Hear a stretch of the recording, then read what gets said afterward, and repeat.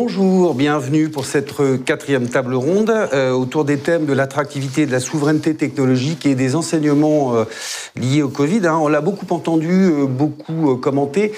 La période de confinement a été l'occasion de tester des solutions innovantes dans un cadre assoupli sur le plan réglementaire avec des initiatives assez remarquables comme Coalition Innovation Santé, Covidom, Covisam. Où en est-on aujourd'hui ? Dans quelle mesure et quelles sont les craintes que le couvercle de la réglementation pré-Covid ne retombe et ne mette une chape de plomb sur ces initiatives ? Quels enseignements en tirer ? Comment faire évoluer l'écosystème de la technologie afin de répondre à cet enjeu souverain, enjeu de la souveraineté technologique.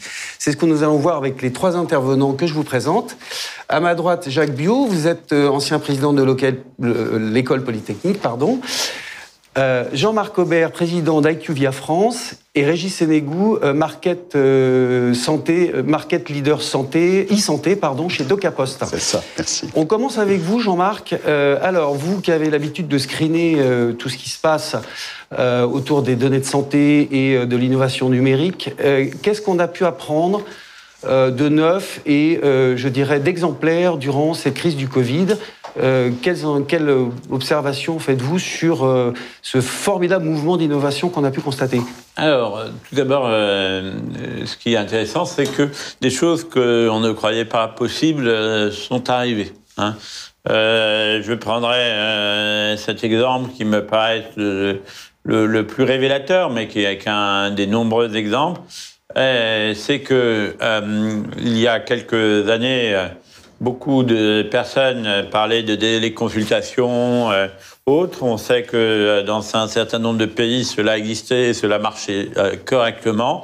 Et en France, on était assez réfractaires pour beaucoup de raisons. On pourra peut-être revenir dans la discussion sur ces freins, mais on était assez réfractaires. Et finalement, le nombre de téléconsultations, même s'il n'a pas atteint des niveaux totalement hors de l'ordinaire, mais pour la France, il a atteint des niveaux totalement hors de l'ordinaire.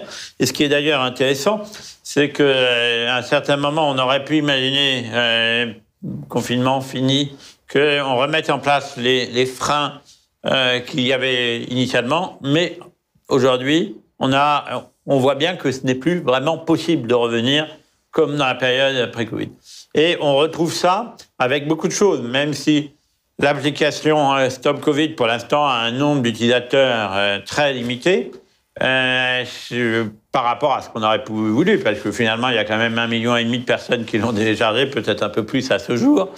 On se retrouve que c'est la première fois, je pense, que la puissance publique a fait développer dans l'urgence une application, l'a mis à disposition des personnes et a considéré que c'était un moyen. Et on voit bien même d'ailleurs dans les débats qu'il y a eu au Parlement que c'est pas totalement simple, ça veut dire qu'il y a des freins qui continuent à exister face à ces évolutions, mais que malgré tout, on a réussi, pour une fois, en peu de temps, à dépasser ces freins. Et l'impression que j'ai, c'est que, effectivement, que ce soit autour des startups en e-santé, que ce soit autour de systèmes d'e-santé qui pourraient avoir de suivi à distance des patients, aujourd'hui, on a atteint, on a réussi à avancer. Je ne dis pas que tout va être extraordinaire, mais on a vraiment fait une marche importante. Et je dirais aussi, je prendrai un dernier exemple, c'est que, y compris des services hospitaliers, ont compris qu'aujourd'hui, leur futur serait dans le suivi à distance des patients. J'ai discuté avec plusieurs professeurs, chefs de service de différents hôpitaux, et c'est vrai que pendant longtemps, il y avait, je dirais, les meilleurs d'entre eux s'étaient lancés dans cette idée que le patient ne pouvait pas être suivi que ponctuellement quand il venait à l'hôpital. Mais ça restait très minoritaire. Aujourd'hui, dans pas mal de services qui traitent des patients avec des pathologies chroniques, ils sont rentrés beaucoup plus dans l'idée que ça devait être une partie de leur modèle. Je pense que le Covid a servi aussi de confinement a permis aux gens de remettre en cause. Et c'est très, très important parce que finalement, aujourd'hui, c'est bien ce type de frein, cette volonté d'adapter des nouveaux modes de prise en charge qui conduit ensuite toute la chaîne à bloquer sur le remboursement ou la mise en place dans le système de santé. On abordera la question du remboursement après, mais donc l'envie est là avec la valeur d'usage, puisque la crise a obligé à tester ces solutions. Chacun y a retrouvé finalement quelque part son compte. Mais entre l'envie et la faisabilité, il va y avoir une problématique d'évolution réglementaire, législative et juridique, dans un cadre qui est traditionnellement corseté, cloisonné, avec effectivement des précautions qui font à la fois l'honneur et parfois qui créent des freins dans l'accès à l'innovation dans le système de santé français. Alors qu'est-ce qu'il faut faire? Qu'est-ce que les pouvoirs publics doivent faire pour tenir compte de ce nouveau mouvement? Alors, le problème, si vous voulez, c'est pas uniquement les pouvoirs publics. La question, on le voit dans les débats qu'il y a eu sur certains sujets. On parlait de Stop Covid. On a la question, c'est aussi la crainte qu'apporte la crainte du partage de la donnée, la crainte de la transmission de la donnée, la crainte d'avoir un outil technologique et de plus avoir un professionnel physique devant les lieux.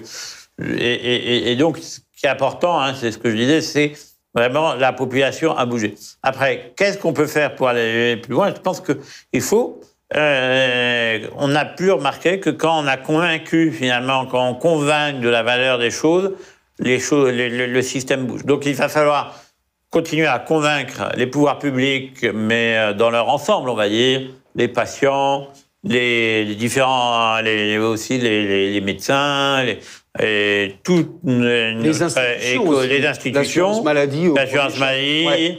Mais même l'assurance maladie a changé sa position au cours de ce Covid. Donc, je pense qu'il faut les convaincre qu'il y a une valeur. Il faut leur remonter. C'est ça. Toujours. Alors, vous allez me dire, oui, on y passe beaucoup de temps. Enfin, on passe plus de temps aujourd'hui, et c'est positif, à montrer que chaque produit de santé a une valeur. Et on a encore un effort sur montrer que les solutions hautes, montrer que qu'est-ce qu'apporte de plus un suivi à distance, une application par rapport...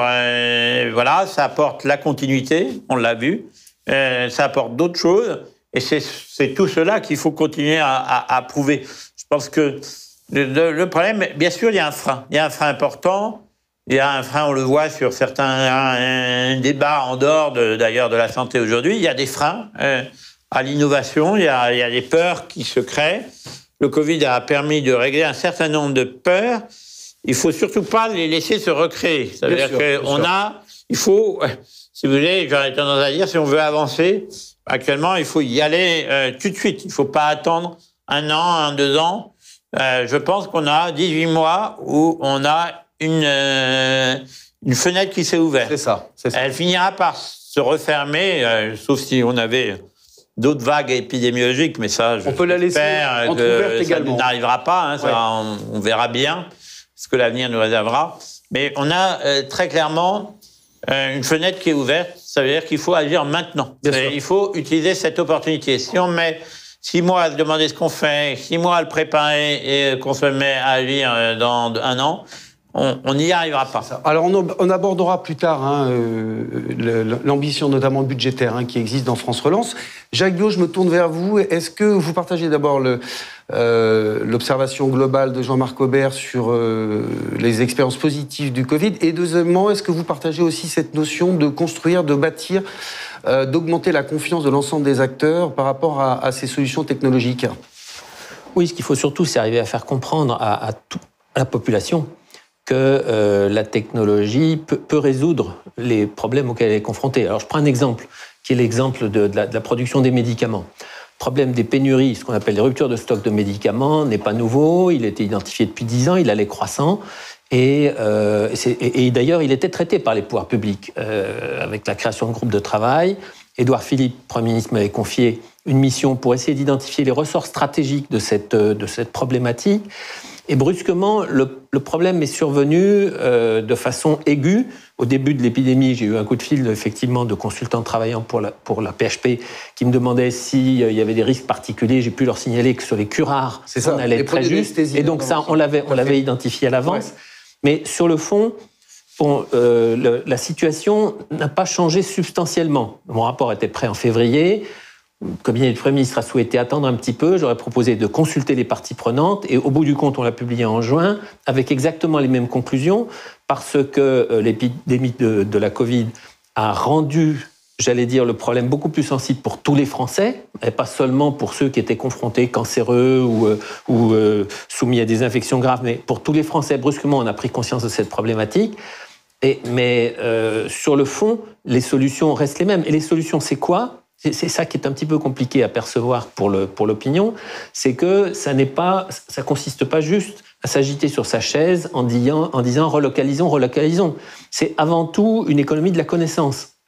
Puisque quand on parle de production de médicaments, on parle de 2800 principes actifs, on parle de 15 à 20 000 spécialités. Chaque principe actif, c'est entre 5 et 30 étapes de synthèse chimique. Donc, et ce qui peut enrayer la machine, il suffit que ce soit une étape parmi les dizaines, les centaines de milliers d'étapes.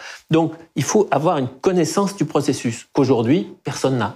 Donc, d'où la nécessité, là encore, de développer une connaissance fine avec des outils technologiques et avec de l'intelligence artificielle pour identifier les pénuries, non plus ex post comme on le fait aujourd'hui, en les prenant de plein fouet, mais en les anticipant et en ayant une conscience du fait que sur tel produit, il y a une vulnérabilité. D'accord. Donc, sur la problématique de la souveraineté thérapeutique, celle des médicaments qui est posée depuis effectivement un certain nombre d'années, vous établissez une correspondance naturelle entre ce problème de dépendance sanitaire et l'éventuel risque de dépendance technologique. On entend souvent parler des grands opérateurs chinois et américains et on évoque souvent l'absence de troupes européennes en termes d'entreprises de données en face de ces géants. C'est totalement lié, c'est-à-dire l'indépendance sanitaire dépendra aussi de l'indépendance technologique. Ce que nous avons montré, en fait, c'est que les pénuries et les ruptures de stock ne sont pas liées à un territoire donné. Et donc qu'il y a des ruptures de stock en Italie, en France, aux États-Unis, et que donc ça n'est pas seulement l'Asie, que quand c'est l'Asie, c'est quelquefois pour de bonnes raisons, qui sont des raisons environnementales. Et donc la question, ça n'est pas tellement la localisation géographique, c'est l'identification du fait qu'il y a sur une étape d'un processus de synthèse ou d'un processus de mise sous forme pharmaceutique, on pense notamment à tout ce qui est formes stériles, qui sont quand même extrêmement sensibles, c'est le fait qu'il y ait un monopole, voire un oligopole de façonniers qui travaillent pour l'ensemble de l'industrie. Ça a été le cas par exemple sur les corticostéroïdes, où tout le monde dormait tranquille parce qu'on vivait avec l'idée qu'il y avait 10 ou 15 génériqueurs sur le marché. En fait, personne ne savait, y compris les génériqueurs eux-mêmes, que pour une des étapes de production, il y avait un façonnier unique. Donc quand ce façonnier unique est tombé en panne, l'ensemble du marché était asséché. Et ça, il y a une seule source pour cette donnée, c'est l'Agence du médicament. Or aujourd'hui, l'Agence du médicament, elle dispose de toutes les informations, elle a en gros le plan de vol de toutes les molécules, mais elle l'a sous forme papier. Et c'est donc stocké sous forme papier, et on n'a pas la capacité de faire tourner le système, ce qu'aurait IQVIA si on leur confiait le bébé, de faire tourner le système à l'envers pour dire quelles sont les étapes qui sont des étapes vulnérables. Donc, là encore, c'est pas tellement un problème d'usine, c'est un problème de connaissance et un problème de compréhension stratégique des processus. Avec notamment un sujet que les experts évoquent souvent, qui est le fonctionnement optimal de la supply chain, pour savoir exactement où se passent les cas de rupture, les anticiper et construire, et donc s'appuyer notamment sur l'intelligence artificielle pour analyser très précisément l'énorme complexité de ces circuits de matières premières, d'API et de produits finis dans la pharmacie. Absolument. C'est un très gros problème de logistique avec un acheteur unique et un régulateur unique qui est le seul à avoir la cartographie complète du système. Le problème, c'est que ces cartographies, elles ressemblent à la cartographie que dressaient, les premiers humains qui ont imaginé que peut-être la Terre était... Et encore, peut-être que c'est une cartographie qui ressemble à celle des Grecs ou des Romains qui pensaient que la Terre était plate. Bien sûr. On réabordera avec vous tout à l'heure les enjeux d'investissement dans les technologies du numérique en santé. Je me tourne vers vous, Régis Sédégou. Donc, chez DocaPost, Je dirais que vous êtes une entreprise assez emblématique, hein, pas seulement sur la santé, vous êtes la filiale numérique du groupe La Poste. Absolument. Et sur la santé, vous êtes un des hébergeurs de données de santé historiques, si je puis dire, assez emblématique de l'écosystème de la donnée en France. Alors justement, déjà peut-être comment vous avez vécu la crise du Covid, qu'est-ce que vous avez pu apporter, je dirais, pour un fonctionnement plus fluide de l'accès aux soins, du partage des données, etc., etc. Et donc les enseignements que vous en tirez. Alors, merci beaucoup. Notre métier à la base, c'est d'être tiers de confiance numérique. Donc, tiers de confiance numérique, ça veut dire que quand vous nous confiez de la donnée ou des process, on va non seulement vous garantir que le process ou la donnée que vous nous avez confiée, elle va rester pleine et entière et que le process va être respecté, mais également qu'on va garantir que la totalité de la réglementation va être embarquée et gérée. Donc on va mettre en place tout ce qu'il faut donc, pour que la réglementation soit suivie. Donc ça, c'est particulièrement vrai dans le domaine de la santé, puisque nous avons nos propres infrastructures, on a nos data centers sur lesquels sont posées les chaînes de traitement. Et sur ces chaînes de traitement, par exemple, on a aujourd'hui le dossier pharmaceutique qui embarque, alors on est hébergeur du dossier de pharmaceutique et développeur du dossier pharmaceutique depuis plus de 10 ans maintenant, et qu'on embarque environ 40 millions, c'est ça 45 millions de dossiers patients aujourd'hui qui sont sur ça. Mais aujourd'hui, quand le dossier pharmaceutique nous confie des données, on lui garantit qu'on ne fera rien d'autre que ce qu'il nous a demandé, qu'on va effectivement les héberger en France sur nos data centers souverains, et que quand il va nous demander quelque chose, on fera ce qu'il nous a demandé. On a des taux de garantie de service qui sont à 99,99%. Donc on est vraiment à ce niveau-là, à la fois complètement sécurisant pour celui qui vient s'adresser à nous, et on va garantir des très hauts niveaux de technologie. Vous êtes la base du socle de confiance dont l'ensemble des opérateurs ont besoin pour être certains que ces données ne circulent pas à tout vent. Si je peux. Exactement. Et je pense qu'on est dans un temps justement où cette notion de confiance est essentielle. C'est-à-dire que si on veut déployer de manière sereine l'ensemble des services numériques auxquels on aspire, parce que moi je partage les points de vue, c'est aujourd'hui les potentiels du numérique sont juste gigantesques, mais il faut qu'on rassure encore et qu'on rassure toujours.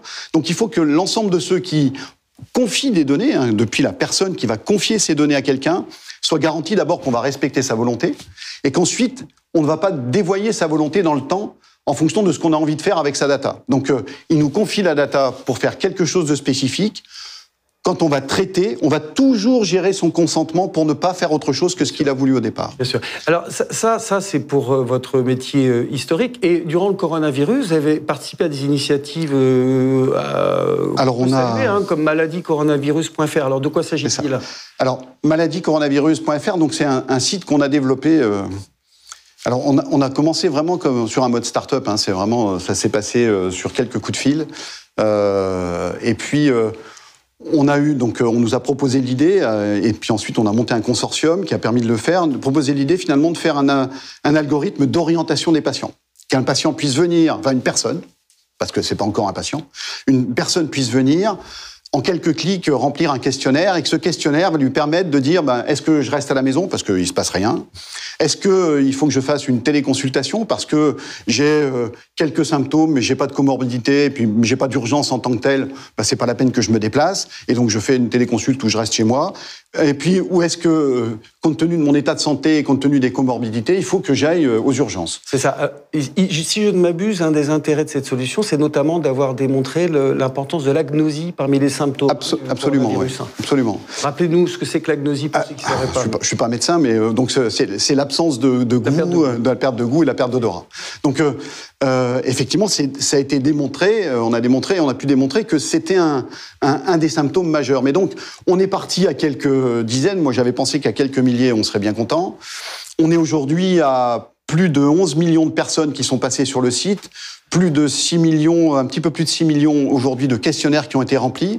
Donc c'est des bases de données. Donc là, c'est pareil, on a demandé le consentement à tout le monde pour pouvoir faire de la recherche épidémiologique dessus, la confier à d'autres, puisqu'on a un accord avec l'Institut Pasteur pour transmettre les données à l'Institut Pasteur, qui lui-même les retransmet au Health Data Hub pour pouvoir les gérer et en faire une base de données, et pour fournir à la France une base de données majeure et une connaissance majeure de cette épidémie.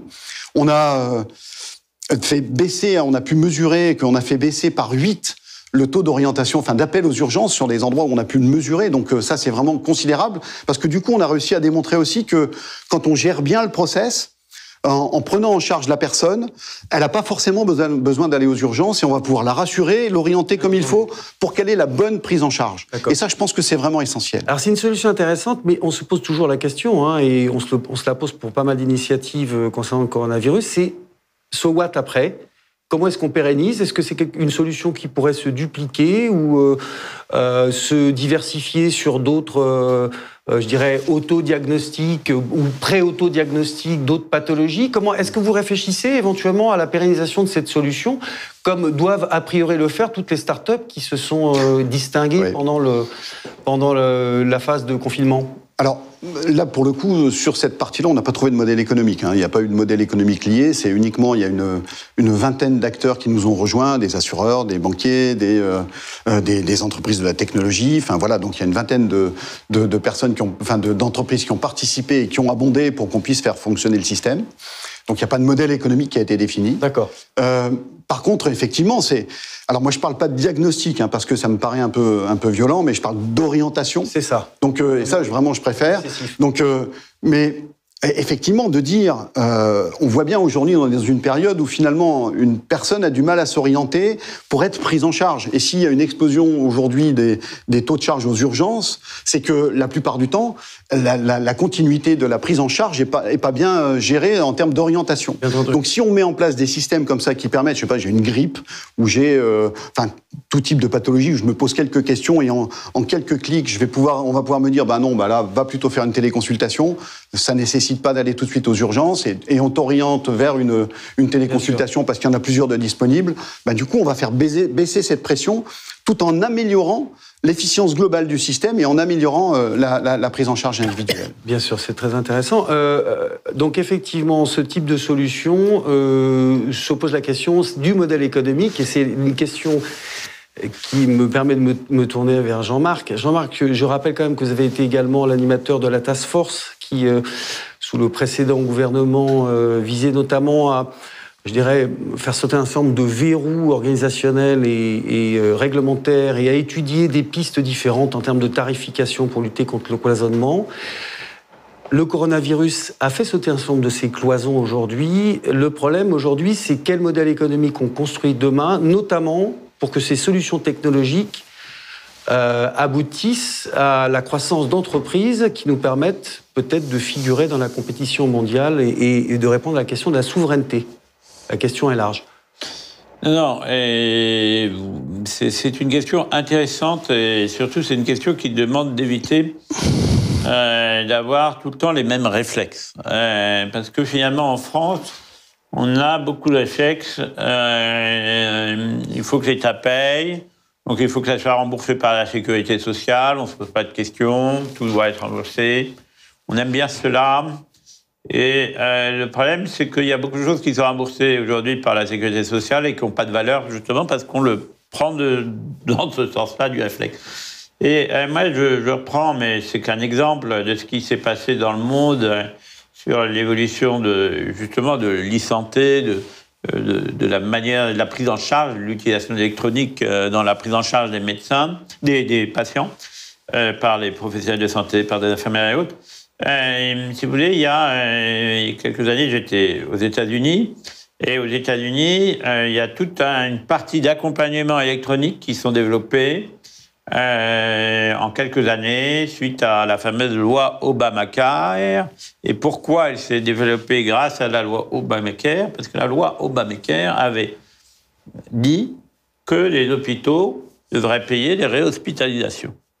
Alors, on a vu depuis qu'il y a peut-être certaines pathologies pour lesquelles c'est pas bon globalement pour le système, mais pour la plupart des pathologies, ça améliore la qualité pour les patients. Et les hôpitaux, devant payer les réhospitalisations, se sont posé la question, dans beaucoup de cas, pourquoi il y a une réhospitalisation ? Alors, il y a les cas où, pas de chance, le patient va pas, il y a les cas, pas de chance, le médecin a mal fait son travail, et il y a les cas où le patient a eu peur, parce qu'il a eu un effet secondaire, prévisible ou pas, parce qu'il y en a sur lesquels il n'avait pas compris. Donc il a eu peur, il est allé aux urgences, on l'a réhospitalisé, il sortait de l'hôpital. il y a des cas où le patient a été opéré avec une grippe. Si vous voulez, on a le sujet quand le Covid a commencé. Une des raisons pour lesquelles il fallait arrêter certains types d'opérations, c'était pour éviter que les gens finissent, aient un risque. Et comme ils ont une faiblesse de leur système immunitaire parce que du fait de certains traitements, ils allaient se retrouver à avoir le Covid s'ils restaient à l'hôpital. Et ça arrivait, je ne sais pas si vous avez quelques exemples très documentés statistiquement, mais il est clair que, par contre, des exemples de cas, il y a des dizaines de personnes qui ont attrapé le Covid parce qu'ils étaient à l'hôpital pour autre chose. Donc on chasse la non-qualité. Donc le problème, si vous voulez, c'est quand on dit, voilà, comment on va faire ? Eh bien, on va se poser la question, comment demander aux patients de venir et comment faire pour si le patient a un manque de peau, la grippe, la veille de son opération, on le reprogramme dans une semaine et pas dans 6 mois. Bien sûr. Comment on fait pour accompagner le patient en sortie de l'hôpital? Et là, on s'est mis à faire de la technologie. Donc pourquoi je dis ça? Parce que c'est finalement un peu le même problème, si vous voulez, y compris pour le médecin généraliste qui suivait son patient, il s'est mis à investir sur la téléconsultation parce que le patient ne pouvait plus venir, parce qu'il n'avait pas le choix. Et donc, demain, si le système de santé donne aux acteurs les bonnes incitations, c'est-à-dire si on arrête de financer des quantités de choses, mais qu'on finance aussi en partie la qualité, ce que ça c'est toujours assez étonnant quand vous parlez aux gens, ils vous disent mais non, ça induit des mauvais comportements. Bien sûr. Enfin, je suis désolé de le dire, mais nous payons tous les jours la qualité. Bien sûr. Nous sommes tous prêts à aller payer un garage que nous connaissons, dont nous savons qu'il fait correctement les choses, que le garagiste à 5 mètres de chez vous qui... disons, vous avez eu 3 personnes qui vous ont dit « Oula, oula ». On est tous prêts à payer plus cher un type qui a un restaurant avec une étoile Michelin que le fast-food d'à côté. Donc, ce que vous me dites, c'est non, tous les jours, tout remboursement par l'assurance maladie. Et voilà. Et le problème, c'est pas dire, il faut que tout soit remboursé. Il y a des choses, il y a des solutions qui peuvent être remboursées parce qu'elles apportent une valeur en tant que telle, mais la plupart des choses, ça apporte une valeur dans un continuum. La téléconsultation, ça marche d'autant plus que le médecin connaît son patient. Par contre, il y a d'autres choses. Quand vous avez un truc brutal, une grippe, vous pouvez appeler SOS médecin. Ça serait utile peut-être parfois de faire appeler quelqu'un qui sert de SOS médecin, mais sans venir se déplacer, parce que pour un des symptômes de la grippe. En Angleterre, on utilise même des algorithmes, comme on en parlait. C'est-à-dire, mais ce que je veux dire, il faut réfléchir à chaque fois au bon financement, mais le bon financement n'est pas forcément le remboursement, il est aussi d'inciter les acteurs à utiliser d'autres solutions. Et dans ce cas-là, je peux vous dire, les hôpitaux américains, ils ont trouvé l'argent pour acheter les solutions, parce que ça leur coûtait moins cher de traiter le problème que... D'accord. On reviendra, si vous voulez bien, après sur la problématique de la solvabilisation par la science maladie, à quel niveau, etc., des solutions associées au parcours de soins. C'est une question assez fondamentale. Je me retourne vers vous, Jacques. J'ai posé la question à Jean-Marc, qui a répondu à la première partie, mais pas à la seconde. C'est quel écosystème demain pour que la e-santé soit suffisamment attractive pour permettre le développement d'entreprises de taille suffisante pour être compétitive en France, bien entendu, en Europe et peut-être dans le monde. On sait aujourd'hui, plusieurs rapports l'ont pointé, l'absence de TI dans le domaine du numérique, et la santé n'y fait pas exception, puisqu'on a une licorne aujourd'hui, une licorne remarquable, qui est Doctolib, mais les autres tardent à venir. Qu'est-ce qu'il faut faire pour qu'effectivement ces nouveaux marchés soient, je dirais, des vecteurs de croissance pour la France de 2030, puisque c'est le cas dans France Relance? Je pense qu'il faudrait développer la culture réglementaire des Français. Parce qu'au fond, on a une population qui, quand il y a un accident, quel qu'il soit, un incident ou un accident, qu'on pose tout de suite la question de savoir mais comment se fait-il qu'il n'y ait pas de régulation? Et puis, à contrario, quand l'État met en place une régulation, on a une population qui pousse des cris d'orfraie en disant « Ah, mais c'est abominable, il faut qu'on conserve la liberté de faire un certain nombre de choses ».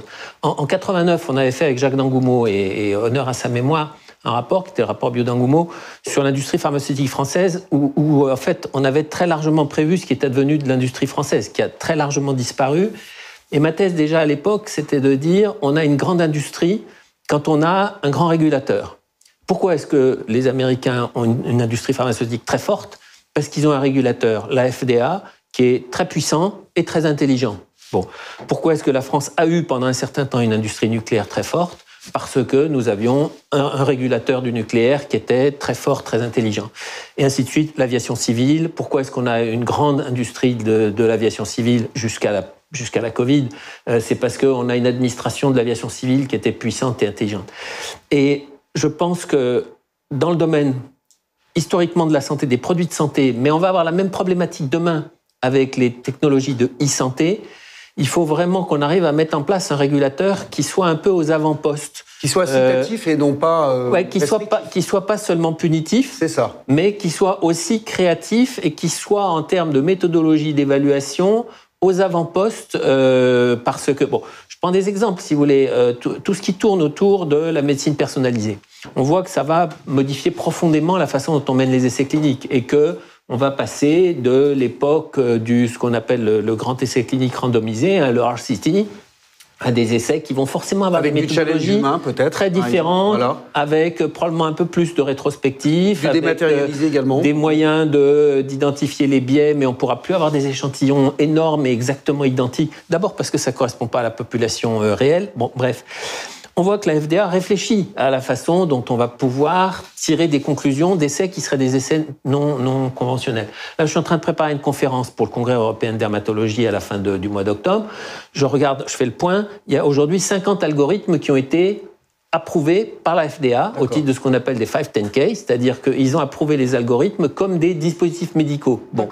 Je n'ai pas conscience, alors peut-être parce que je n'ai pas suivi assez ce qui se passe dans notre pays, mais je n'ai pas conscience qu'on ait en France ou en Europe une autorité qui soit en charge d'évaluer cliniquement et d'approuver réglementairement tout ce qui se fait en matière de e-santé. Alors, il y a une agence du numérique en santé, mais a priori, c'est pas encore... Mais je pense que les procédures sont un tout petit peu moins... Enfin, je pense pas, j'ai pas trouvé, en tout cas sur Internet, l'équivalent de la liste des 50 algorithmes approuvés par la FDA. Bon.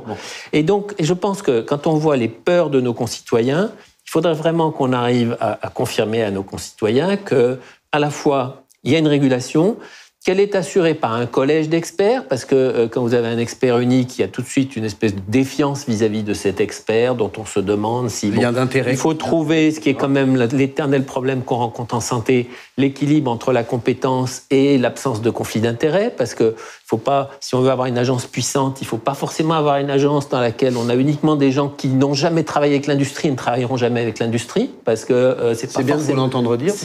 Oui, moi j'ai la liberté de pouvoir le dire. Et donc voilà, donc je pense qu'il faut recréer, ou créer même une vraie culture réglementaire dans notre population, chez nos politiques. Les agences font de leur mieux, mais je pense qu'elles manquent de moyens sur l'affaire des pénuries, des ruptures de stock de médicaments.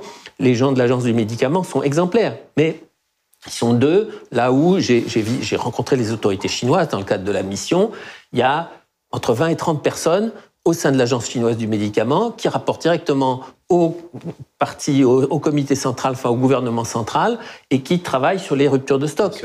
Donc, si vous voulez, et nos deux malheureux de l'agence du médicament, ils font leur possible, ils sont extraordinairement dévoués, extraordinairement compétents, mais ils sont ni assez nombreux, ni assez outillés sur le plan informatique. Ouais. Et donc, il faut vraiment qu'on arrive à faire en sorte que le législateur, l'exécutif, la population soutiennent la création d'une réglementation forte. Alors vous évoquez la dimension réglementaire. Autre question, et là ça nous ramène à France Relance et au Ségur de la Santé.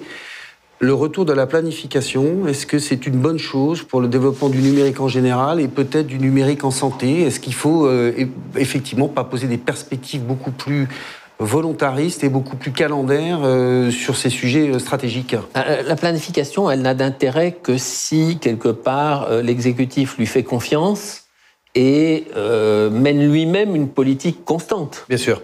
Bien sûr. Donc c'est ce que vous observez dans un certain nombre de grands pays qui ont développé leurs industries. Je ne pense pas seulement à la Chine, on peut penser à la Corée du Nord, à la Corée du Sud, pardon, enfin à la Corée, la seule Corée, quoi, la vraie Corée. On peut penser au Japon historiquement avec le MITI, qui sont des pays dans lesquels il y a une espèce de continuité dans l'action, qui est effectivement très, très souhaitable. Donc, évidemment, il faut saluer le fait qu'on redonne du lustre au commissariat au plan, tout en gardant en tête le fait que France Stratégie a été dirigée par des gens de très grande qualité, Jean Pisani-Ferry, Michel Yael. Enfin, donc voilà, il ne faut pas jeter l'opprobre sur les gens qui ont travaillé à France Stratégie. Il faut saluer l'envie de stratégie de nos gouvernants. Moi, j'étais très frappé, puisqu'on avait les rencontres économiques d'Aix en petit format le week-end dernier. Et donc Agnès Pannier-Runacher est venue, a dit très justement, il ne faut pas tellement parler de relocalisation, il faut parler de localisation soutenable dans la durée. C'est ça. Et je pense que c'est très important, effectivement, de s'inscrire dans la durée. De toute façon, la relocalisation se situe plutôt à l'échelle européenne aujourd'hui. Tout le monde est à peu près d'accord sur ce... Oui, et puis il faut qu'elle soit soutenable économiquement, réglementairement, et que donc elle procède vraiment d'un dialogue, et d'un dialogue de long terme avec ce gouvernement et avec ceux qui lui succéderont. Il faudra en finir avec l'Europe du plombier polonais... Et il faudra un peu plus d'harmonisation. Pas nécessairement, parce que le plombier polonais était très utile à l'économie à l'époque. Donc il a été agité comme un... Mais bon, si le plombier polonais venait, c'était qu'il remplissait des fonctions utiles. Tout à fait. Merci. Régis, alors on a évoqué tout à l'heure la question, Jacques Buot évoquait les algorithmes agréés par la FDA. En France, aujourd'hui, si je ne m'abuse, on a une thérapie digitale qui est remboursée par l'assurance maladie, c'est MoveCare, un projet auquel vous avez participé à ses débuts, me semble-t-il. Oui, absolument. Est-ce qu'on est en retard ? Est-ce qu'on est frileux ? Et quel problème pose, je dirais, l'intégration de ces solutions numériques dans des parcours de soins remboursés ? Vaste question. Moi, je dirais qu'en France, si on veut faire avancer le sujet du numérique tel qu'on l'évoque depuis tout à l'heure, je pense qu'il faut jouer sur deux grands leviers en même temps. Et ce qu'on a tendance à faire souvent, c'est de jouer sur un, pas sur l'autre, et pas de manière synchrone. Donc, il y a deux leviers. Il y a un levier d'investissement et un levier de modèle économique. L'investissement permet aux entreprises d'investir et donc de développer des solutions. Et le modèle économique leur permet de se projeter dans le temps et donc de pérenniser ce qu'ils sont en train de développer. Ce qu'on fait dans la santé la plupart du temps, c'est on dit on va faire de l'investissement, mais on ne met pas un modèle économique en face. C'est ça. Et comme on a un modèle économique qui est tout à fait particulier en France, puisqu'il faut passer par un remboursement pour accéder effectivement à un modèle économique... Ça a pris 5 ans pour MoveCare, 7 ans même. Ouais, 7 entre les moments où les études ont été faites sur l'étude phase 3, et puis ensuite, donc ça a été fait comme un médicament, donc ça a pris le même temps qu'un médicament. Donc, et je pense que cette projection du modèle économique, aujourd'hui, on ne l'a pas, et ça ne permet pas de changer les conditions systémiques dans lesquelles on évolue. Alors, quand on en discute autour du Ségur de la santé, là, avec l'ANS, la DNS, à laquelle vous faisiez référence tout à l'heure, on voit bien que ce qu'ils souhaitent faire, c'est justement de jouer sur ces deux leviers, en particulier dans la projection de la mise en place de l'espace numérique de santé. Mais il va y avoir derrière l'espace numérique de santé les usages pour les citoyens. Bien sûr. Et sur ces usages, aujourd'hui, on est encore sur des articles 51, sur des programmes étapes qui sont morcelés, qui sont pas clairs. Et on a du mal à dégager avec ça réellement un tropisme pour dire où est-ce qu'on va. Donc je pense que là, il faut vraiment jouer sur les deux leviers. Et je pense que le temps, et du coup, on retrouve bien la notion de planification qui dit j'investis maintenant pour avoir des fruits à long terme, et là, je vais créer vraiment une filière. Avec des objectifs précis et une position visée dans le concert international, quoi. Absolument. Complètement. Jean-Marc, alors on revient sur cette question de remboursement. Vous le disiez, il ne faut pas non plus attendre ce que l'assurance maladie soit à la source de tous les financements pour ce type de technologies innovantes. Et en même temps, l'assurance maladie présente un atout, c'est que ça solvabilise un marché qui constitue une base solide pour des entreprises qui ont besoin d'avoir des clients et des consommateurs et donc une certaine visibilité sur la pérennité de leur, et les débouchés de leurs produits. Ouais, peut-être que je peux peut-être préciser un peu la pensée.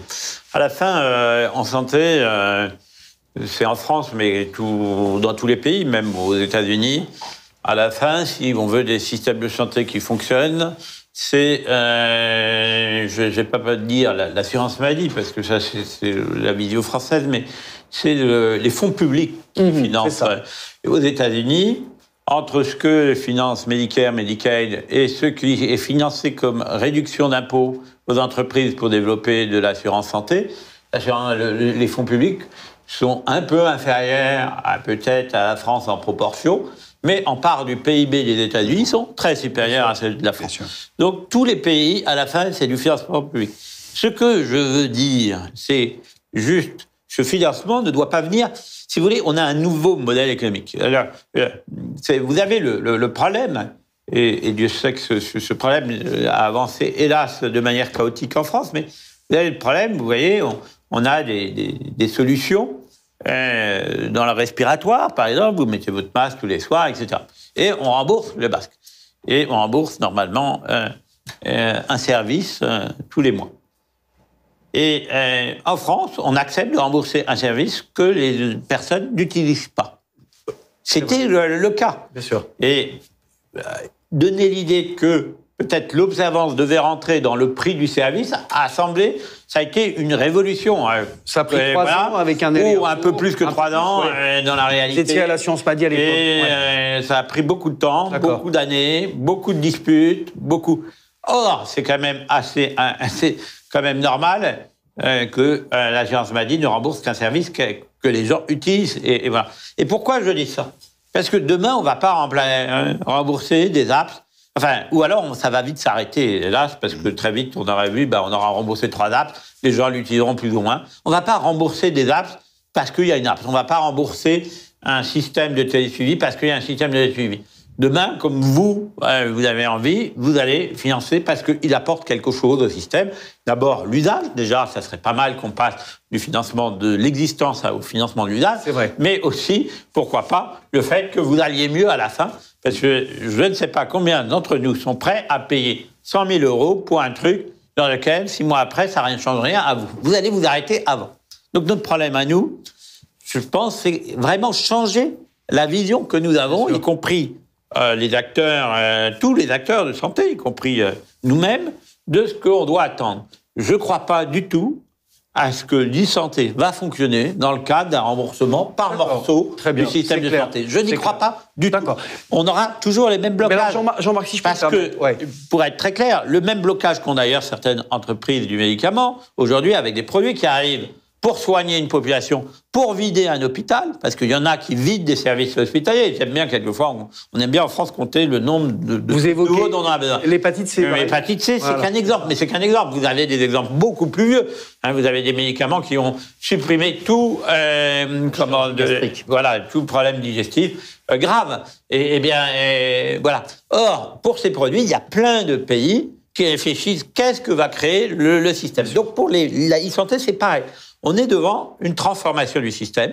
Il faut transformer, y compris les modèles économiques. Ce qui ne veut pas dire qu'à la fin, c'est pas des fonds publics qui seront majoritairement payants dans la santé. Si en France, comme dans l'Europe, on veut garder cette notion de solidarité, bien sûr qu'il faudra que demain, ça soit des fonds publics qui financent en grande partie, même s'il peut y avoir des financements privés, comme aujourd'hui, il y en a en partie dans la santé pour certains soins, mais on sait bien qu'à la fin, il faudra des fonds publics pour financer. Sauf qu'il faut qu'on accepte collectivement de sortir du cadre du modèle il va falloir d'aujourd'hui. Parce que si on n'arrive pas à se convaincre tous ensemble de cela, on continuera comme aujourd'hui. Pourquoi? Parce qu'on ne l'a pas beaucoup dit, mais le Covid, il a transformé en France. Mais il a transformé dans tous les autres pays. Et si on n'est pas plus rapide, un peu plus rapide que les autres, on ne va pas y arriver. Et moi, je pense que ce qui a été dit sur la question de la planification, elle est importante. Mais il faut qu'on sorte de la planification. Il faut qu'on retrouve la planification qu'on avait sûrement quand on a voulu faire Airbus ou quand on a voulu faire les centrales nucléaires.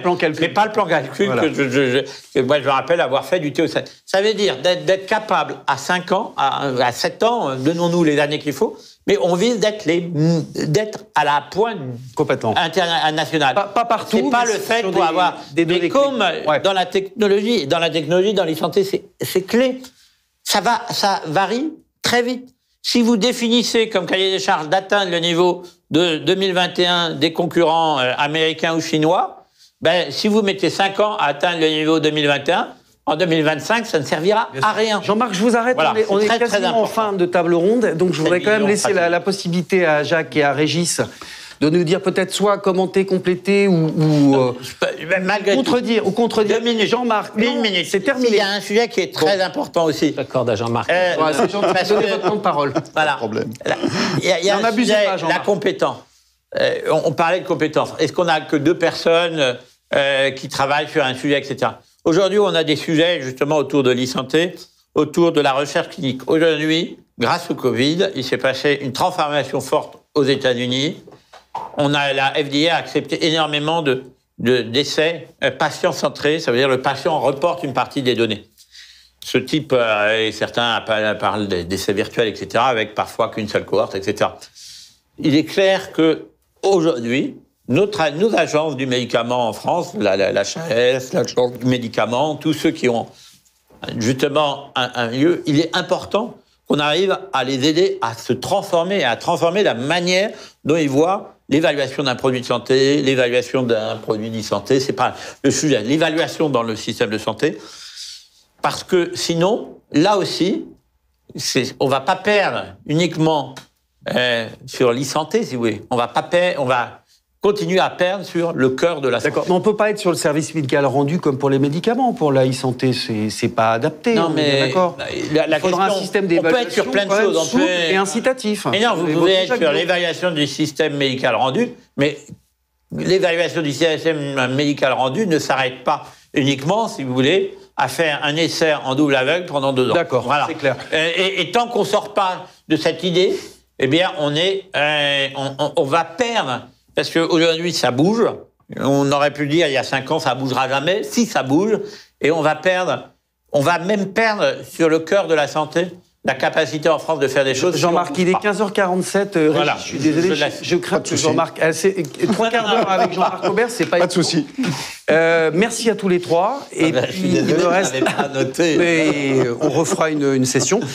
Je vous présente maintenant, qui va nous succéder, Stéphane Mallard, l'auteur du livre « Disruption, intelligence artificielle, fin du salariat, humanité augmentée ». Merci. Merci. Merci.